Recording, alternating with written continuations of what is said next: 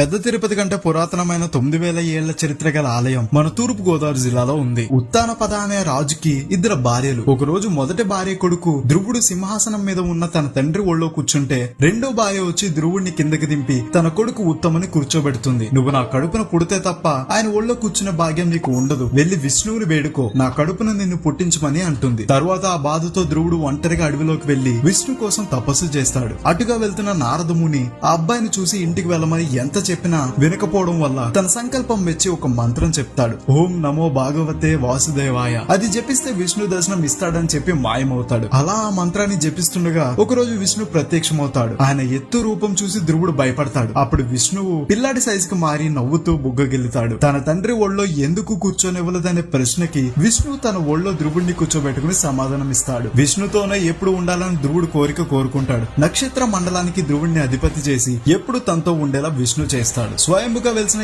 ఈ విగ్రహానికి గుడిని 9000 ఏళ్ల క్రితం దేవతలు నిర్మించారని చెప్తారు. అందంగా నవ్వుతూ ఉండే ఈ విగ్రహాన్ని శృంగార వల్లభ స్వామి అని పిలుస్తారు. ఎవరి ఎంత ఎత్తులో ఉంటే అంత ఎత్తులో ఈ విగ్రహం వాళ్ళకి కనిపిస్తుంది. ఇక్కడున్న బొటన బావి నీటిలో స్నానం చేసి ఏ కోరిక కోరుకున్నా జరుగుతుందని నమ్ముతారు. ఈ అద్భుతమైన గుడిని తొలి తిరుపతి అని పిలుస్తారు. మన పెద్దాపురంకి 12 కిలోమీటర్ల దూరంలో దివిలి అనే ఊరు పక్కన ఉంటుంది. ఇలాంటి మరిన్ని వీడియోస్ కోసం గోదావరి స్టేషన్ ని ఫాలో అవ్వాలి మరి.